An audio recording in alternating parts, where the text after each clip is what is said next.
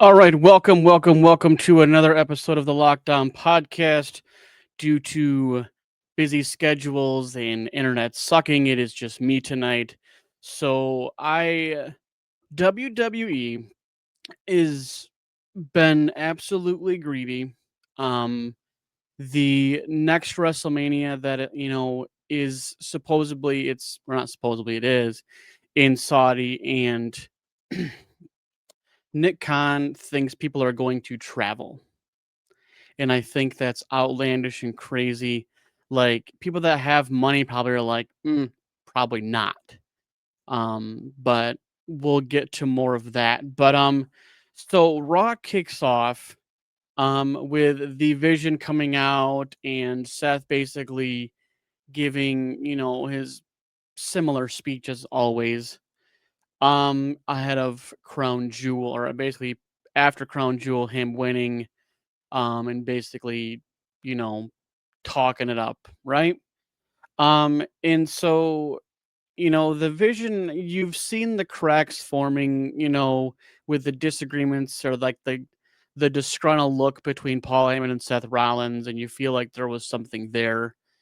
Um, but you've just seen these over time, and it feels like Paul Heyman and Seth Rollins really didn't gel together. Um, which, I mean, you have two big egos. And so, I mean, the implosion was down to happen. So our first match of the night kicks off with Dominic Mysterio versus Penta for the IC title. And once again, not even Judgment Day this time. But Rusev basically helps Dominic win. And I'm sick of these why is it you have other matchups for championships, like your secondary titles, and they're clean matches, but why is it Dominic, his matches are constant, and it's not even like heelish anymore. Now it's just obnoxious. Like, you can't beat me straight up, so you have interference. Now, obviously, the Rusev stuff was different because obviously there's issues.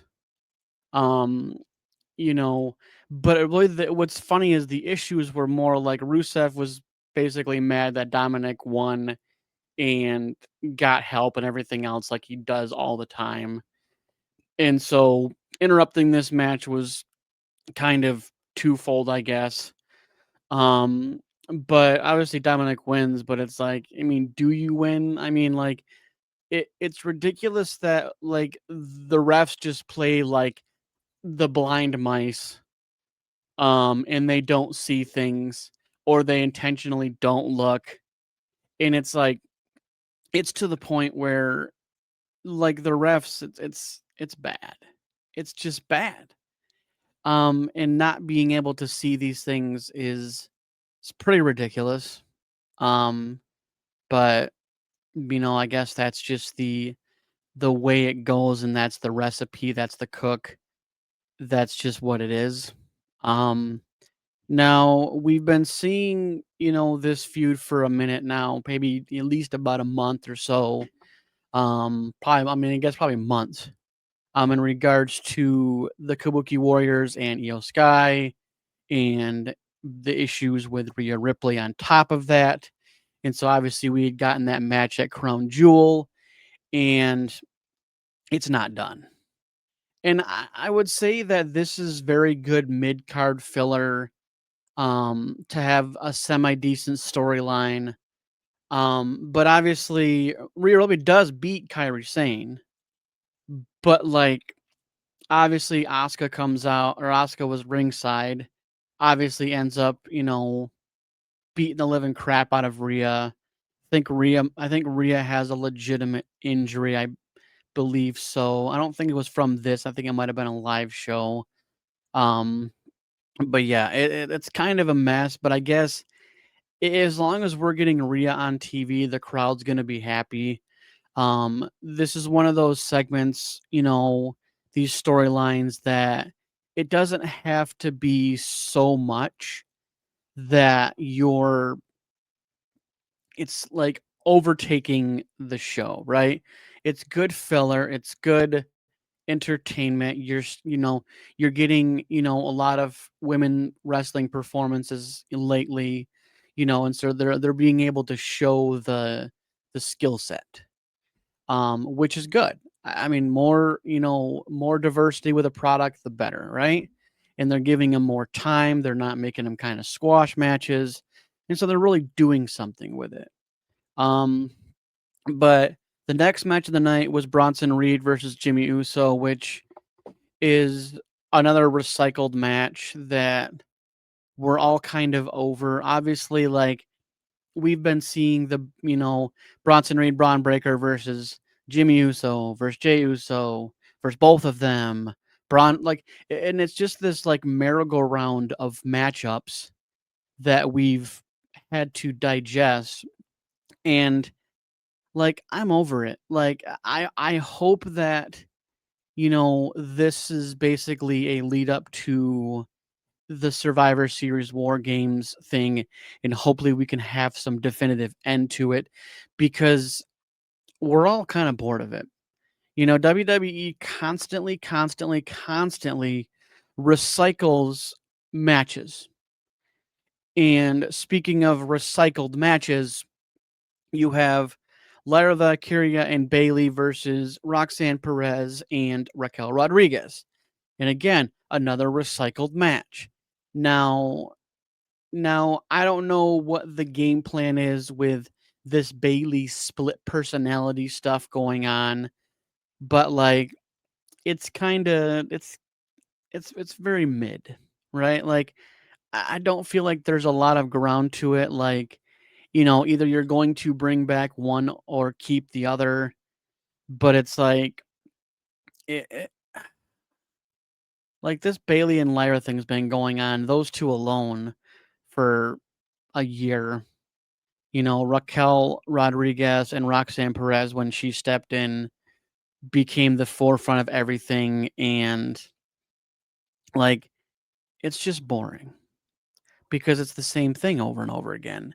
This person beats and it's the same, like, this is the same thing they're doing with the Bronze and the Usos and LA Knight and CM Punk and Sami Zayn. Like, it's just absolutely recycled product. Like, we legitimately aren't getting new matchups. We're not getting anything new and exciting. It is just the same stuff over and over again. When you have a roster, I would rather see a couple squash matches in the middle of the show than the same repetitious outcomes of the same matchups.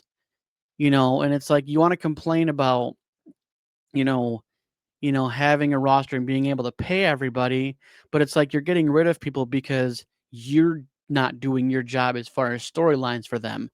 Because WWE can build storylines, and they can do those pretty easily. It just takes a couple backstage segments to create something to do with a storyline, and to create new matchups, just new. Like we get just the same old, same old. Now we have a number one contenders match for the World Heavyweight, which is obviously Seth's title, um, between CM Punk, Jey Uso, and LA Knight. And again, these are pretty much the same players that have been in this whole thing. Like, this is why I say about like it's recycled. It like CM Punk, Jey Uso, and LA Knight have been the forefront of Raw. It's literally the Usos, LA Knight, CM Punk, the Bronze, Seth Rollins. Like, that's it. And it's just very mid to me. Obviously CM Punk does get the win. And so, with all that's going on, hopefully CM Punk is able to get his championship back, you know. But it is a massive wait and see game. Now we get Seth and the Vision coming out at the end of the night and basically talking, about the match or whatever and everything else. And like towards the end of the show, all of a sudden you get, it seems like it's ending the show, and then all of a sudden you see kind of Braun Breaker kind of set himself up a little bit and ends up spearing Seth Rollins. And I think based off of what I've the roundup of things is that Seth Rollins is legitimately injured. I believe it's a shoulder or something to do with the arm in general. And so this is kind of the way to write him off. Now I don't know what this does for the championship match. Um, this is basically a similar situation, not quite the same. Obviously, Naomi was pregnant, but this is kind of the same situation where the title's gonna be vacant. And so now I don't know what that does for, this week, next week, and then into Saturday Night Main Event, was where I assume they're gonna have this match. Really, nothing's been too vocal about what's going on at Saturday Night Main Event. Obviously, John Cena's gonna be there. It's part of, his farewell tour. Um, but I don't know who's gonna face Seth Rollins. I don't know. I don't know. I mean, they have, CM Punk won the thing, but like, does he just get the championship? I mean, that would make sense, but we don't know what's going to become of this. Maybe we end up getting a Braun Breaker versus CM Punk for the title. Maybe Braun Breaker wins, and we get what we've all been wanting to, see, and that's Braun Breaker with gold, because his character, his pedigree, his move set is gold. And so I again, that don't plague me for verification on things, because that's just my own pontification of what I think would happen. Um so so on SmackDown we get, I would say that, like, without trying to ruin the whole ruse, but like, I don't think I've ever seen Cody Rhodes in full black attire. And I feel like that's a sign of things to come, of a possible heel Cody, a old TNA AEW kind of heel Cody Rhodes. Um, it could mean nothing. It could really just he's wearing black for whatever reason. But I mean, usually black is worn by the bad guys, at least in my experience of watching the product for multiple decades. But he basically chalks up, you know, ahead to Saturday Night Main Event, um, and what's gonna become of that, honestly. But so I like that they are bringing up NXT superstars, whether they're coming to the main roster or they're just getting opportunities. But obviously, with the women's tag team championships, it is a 3 branded championship since they combined them years back, which I think they shouldn't have done. I think you should have left NXT having their own tag team stuff down there, but nothing I can do about it now. It is what it is.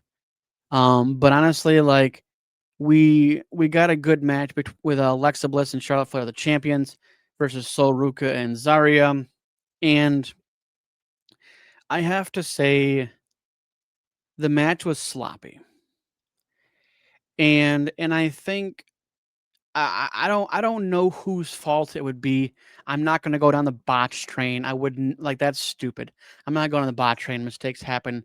It's not a botch. That's just the name of the game. But basically, Zarya hitting a soul snatcher on Charlotte Flair, and it just didn't hit. Now, obviously, I think a lot of this is that they don't have a lot of ring time together. Now, when you see the soul snatcher done in NXT, it is perfection every time. But that's because a lot of these wrestlers, they wrestle all the time, and so I feel like that's kind of the conclusion for me of why things were a little bit sloppy. Obviously, Alexa Bliss and Charlotte Flair continue, and they obviously defeat them. And honestly, I like that we're getting some shine on this, right? Like, I think it's great that Alexa Bliss and Charlotte Flair in all their glory and all their stats is that they're basically doing this tag team thing. And I don't know when, but I would never say if. I would say when Alexa Bliss and Charlotte Flair get done with this title run, um, what becomes of it. But I it's good TV because you have, you know, two of the top women in the division over the course of the last, you know, 15 years, basically giving some shine and kind of taking a step down from chasing everything else to be tag team, and they work well together. They've known each other for, you know, for a long, long time, and so it's good to see the camaraderie between these two. Um, so The Miz has been doing the United States Open Challenge matches and, basically getting new competitors opportunities, whether it was NXT stars or main roster. And The Miz comes out and does what Miz does. He riles up things. He's one of the most hateable people, but I love him. Um, you know, on the WWE roster. But obviously he has this, you know, had this recent beef with Carmelo Hayes, basically thwarting off his opportunity last week. And so now Carmelo Hayes gets his, you know, his comeback. And so gets, you know, basically beats the crap out of, you know, hits the Miz. And, you know, I always think it's funny that like when wrestlers get hit from behind when they're on the ramp, it's like any move is like dead. It's just like a finisher. But yet if it's in the ring, it's just a basic. But like, but we do get the return of one Ilya Dragunov. And this was a guy that was top notch in NXT, top notch in NXT UK.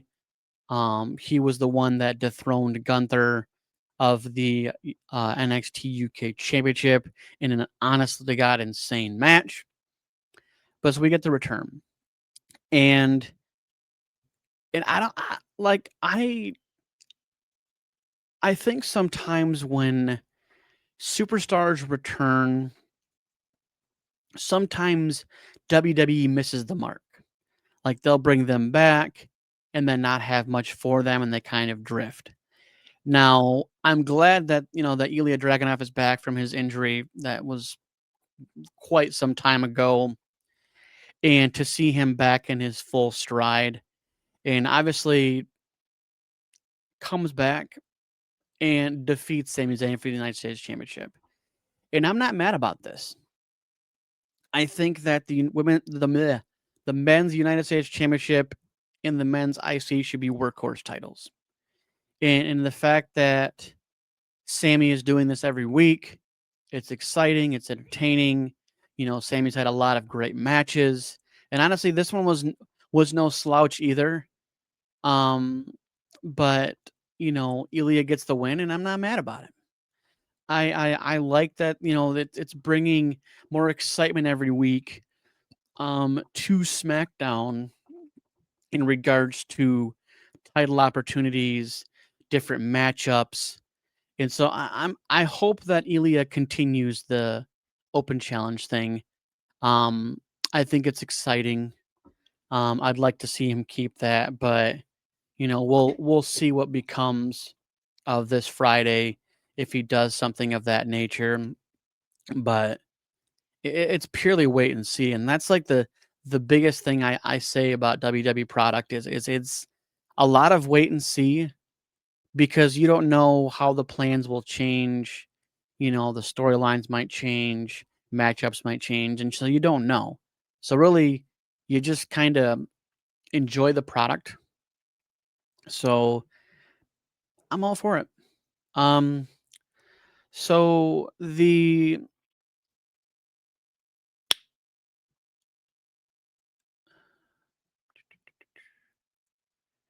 so we've gotten the reemergence of this new kind of God-esque MFT group along with Solo Sokoa, and I I like it. I think it's a change of pace finally. I think it's a new layer to the group. Um, but yeah, and I like it. Now now the MFTs have talked about gold and everything else, and had opportunities and never came through. Um, but after the Ilya match, obviously the MFTs interrupt the match. But obviously we get the emergence of the Wyatt Six, who has defended their title more than Finn Balor and JD McDonough. And I think it's insane that the Wyatt Six have had less TV time and defended their titles more than the Judgment Day that we get down our throat every week. Some stupid backstage segment nonsense like every week, and yet they've defended their titles once in 100 days. Like, it's just wild to me that they've just lingered with these titles for so long. And I get it when sometimes they don't have storylines for them, but it's like at least have matches. At least defend them. At least make it believable. But yeah, I think they've missed big time on, the SmackDown side of the men's tag team. Um, but speaking of good tag teams, so the next match was the Motor City Machine Guns versus Los Garza, and I don't know what to say about Los Garza because it seems to be they've been taking an exuberant amount of L's. And I feel like they have some validity as far as the tag team division, but it feels like they're just getting L's a lot. And I don't know what there is to do about that. But I mean, the tag team division's deep. I mean, SmackDown's tag team division is 10 times better than Raw's tag team division. Just literally based off of, things like they had that ladder match for the titles. They seem to have good tag team matchups every week. But yeah, I mean, I hope they do something with it. I mean, I don't mind that the Wyatt Six are champions and they're defending them and stuff like that. But like as far as Judgment Day, like they're a lost cause. Judgment Day, ever since they've lost, some of their championships, they've just kind of gone down you know, the line of, you know, you have no reason to be on TV every week. Raquel and Roxanne aren't champions. Dominic is a double champion, but I mean, it's a little bit watered down when every match you have has some kind of outside interference. So it doesn't really do it for me as far as that. Um, Now Finn Balor and JD McDonough being champions, I mean, pretty mid. Very mid. Very, very mid. Um, but I mean, it's a lot of it is creative and the lack of creativity, of creating good storylines. Now, we were supposed to have a number one contenders match between Jacob Fatu and Drew McIntyre, and come to find out, um, Jacob Fatu gets obliterated in the back, and Drew's standing out there like, I guess you can just raise my hand. And so we actually do get, Cody comes out and he's, you know, talking up the situation like, oh, Drew, you did this, you did this, you did this. But we get this different Cody, and he's like, let's just fight now. Let's get it over with. Let's just fight now. And so they have this slobber knocker of just whatever it was. Obviously Drew wins, but it's like via disqualification. So it really wasn't like something Like we weren't gonna have a legit match.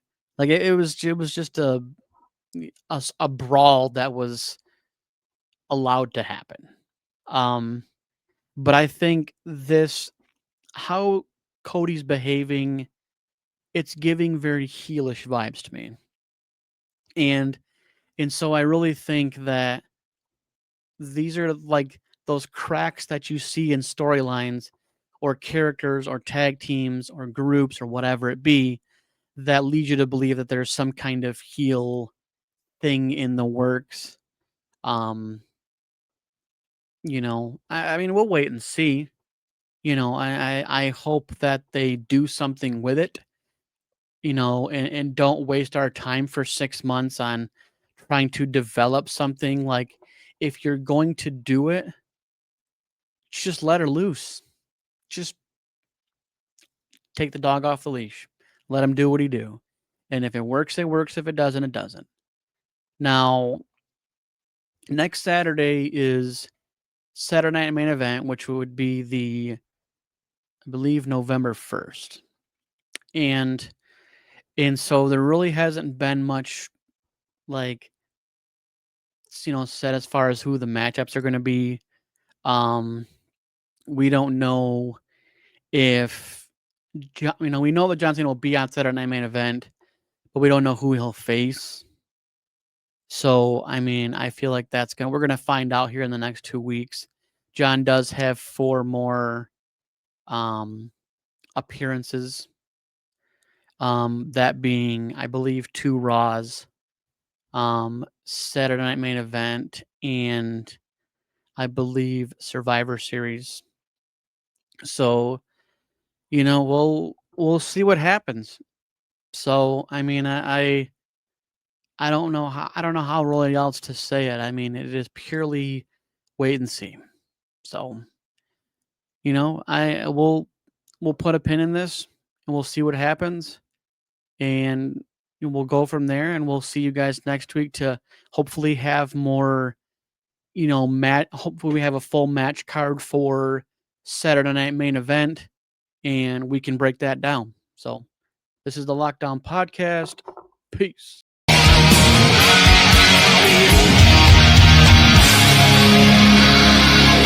Yeah.